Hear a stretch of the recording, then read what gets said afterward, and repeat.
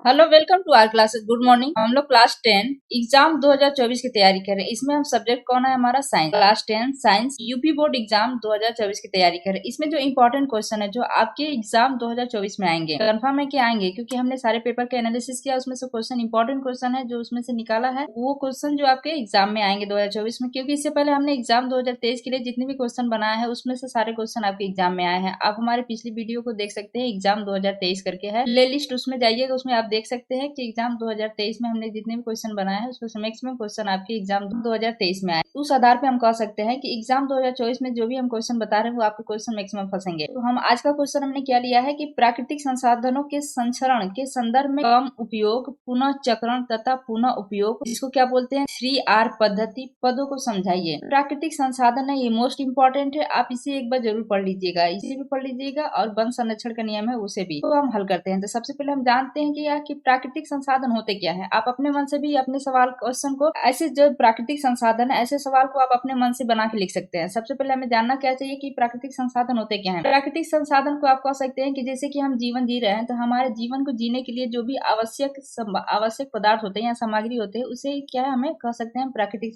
संसाधन। प्राकृतिक संसाधन का मतलब क्या है कि जिसने प्रकृति ने हमें दिया हो, जिसे कि हम कह सकते हैं हमारे गॉड ने हमें दिया हो, या प्रकृति हम कह सकते हैं नेचर ने हमें दिया हो, या प्रकृति ने हमें दिया हो, उसे हम क्या कहते हैं प्रकृति संसाधन कहते हैं। तो हम जैसे कि हम अपना जीवन जी रहे हैं, तो अपने जीवन जीने के लिए सबसे पहले हमें किसी चीज की आवश्यकता होती है, हमें ऑक्सीजन की आवश्यकता होती है कि जिससे कि हम सांस ले सके और जिंदा रह सके। ऑक्सीजन हमें कहाँ से मिलता है, पेड़ पौधों से मिलता है, क्यों वायुमंडल में देते हैं जिससे हम सांस लेते हैं। दूसरा है कि जल, जल हमें पता है ना कि जल ही जीवन है। तो जल नहीं रहेगा तो हम जी नहीं पाएंगे। तो हमारे लिए क्या है, जल भी एक प्राकृतिक संसाधन है। उसी तरह जैसे कि मृदा, मिट्टी है, हमें घर रहने के लिए चाहिए तो हम कहाँ रहेंगे, हवा में तो रहेंगे नहीं, हम रहने के लिए एक जगह चाहिए, जमीन चाहिए, मिट्टी चाहिए जहाँ पे हम अपना घर रख सकते हैं। या हम कह सकते हैं कि मिट्टी हमें जरूर चाहिए क्योंकि हम खेती कर सके, उसमें अनाज उगा सके जिससे कि हम खाना खा सके, इसके लिए भी है। तो हम कह सकते हैं कि हवा सांस लेने के लिए वायु हो गई, जल पानी पीने के लिए हो गई, मिट्टी हम खनिज लवण है, वन है, ऐसे मैक्सिमम चीजें हैं जो हमें नेचर से प्राप्त होती है। तो वो सब क्या है, प्राकृतिक संसाधन में आते हैं। प्रकृति के द्वारा जो हमें मिला है, हम उसका रक्षा नहीं करेंगे तो धीरे धीरे खत्म हो जाएंगे, क्योंकि हमें बताया गया है कि जल ही जीवन है, जल को बर्बाद ना करें। जल की रक्षा करने तो कुछ दिनों के बाद जल ऐसे हम वेस्ट करते जाएंगे तो जल खत्म हो जाएगा, पानी पीने के लिए हमें दिक्कत होगी। वन है, मिला है हमें, नेचर ने हमें जो गिफ्ट किया है वन को, पेड़ पौधे दोबारा नहीं लगाएंगे, सिर्फ काटते चले जाएंगे तो हमें पेड़ पौधे अब कट जाएंगे तो हमें सांस लेने में भी दिक्कत होगी। प्रकृति संसाधन है, उसी को बचाना है, क्या ही उसका संरक्षण कहलाता है। तो बस आप ऐसे बना के लिख सकते हैं, अपने से बना के लिखने पर नंबर अच्छे मिलते हैं। तो आज हम क्या पढ़ेंगे कि प्राकृतिक संसाधनों के संरक्षण के संदर्भ में कम उपयोग, पुनः चक्रण तथा पुनः उपयोग, इसको 3R पद्धति कहते हैं। ये पूछा है, इसके बारे में भी जान लीजिए। 3R का मतलब क्या है ये हम समझ लेते हैं। उत्तर हम लिखते हैं 3R। 3R में 3R है, इसका मतलब है, तो देखिए 3R 1 2 3, 3R हो गए। एक R से क्या मतलब होता है, रिड्यूस, रिड्यूस मतलब कम उपयोग, देखिए यहाँ पे लिखा है कम उपयोग। दूसरा R क्या हो गया, ये रिसाइकिल, रिसाइकिल का मतलब क्या है, पुनः चक्रण, इसको हम लिख सकते हैं पुनः चक्रण। तीसरा क्या होता है, रीयूज, रीयूज मतलब कि दोबारा यूज, मतलब पुनः यूज। अब इसे समझ लेते हैं, इसका मतलब क्या होता है। देखिए कम उपयोग का मतलब क्या है कि इससे तात्पर्य है कि कम से कम वस्तुओं का उपयोग करना चाहिए, जैसे कि आवश्यकता न होने पर पंखे तथा बल्ब के स्विच को बंद करके विद्युत बचा सकते हैं आप। दूसरा है जल के व्यर्थ नहीं बहाना है, जब जल है हमारा उसे आप व्यर्थ न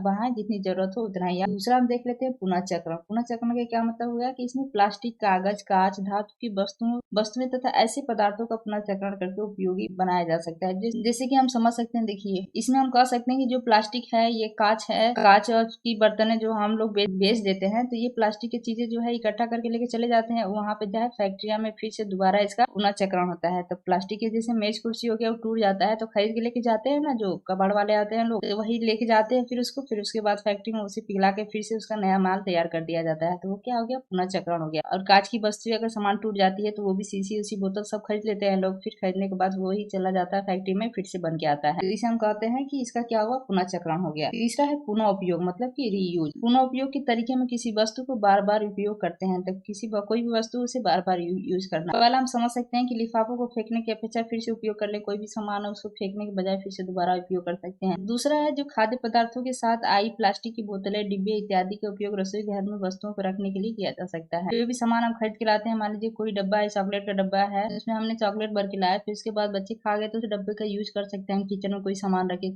कोई और अदर सामान रखे, तरीके से हम क्या कर सकते हैं, उसका दोबारा यूज कर सकते हैं। Thank you for watching, please like and subscribe my channel.